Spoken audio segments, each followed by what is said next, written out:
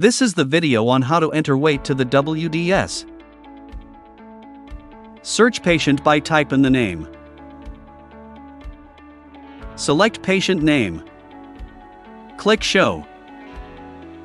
We can see the patient detail here. Click Start Weighing. Select the weight type.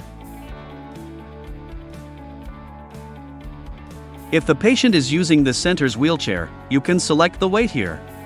You can also enter the weight of personal wheelchair or prosthetic here. Key in the patient weight and click Submit. The patient weight has now been successfully saved.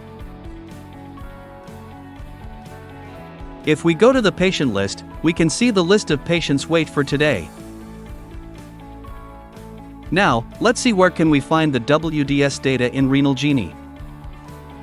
At the Pre-HD page, click on the arrow beside the pre-weight box. Here, we can see the pre-weight from WDS. Next, Post-HD page.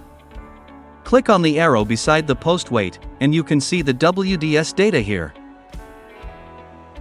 Thank you for watching. Here are some video suggestions that you can also watch.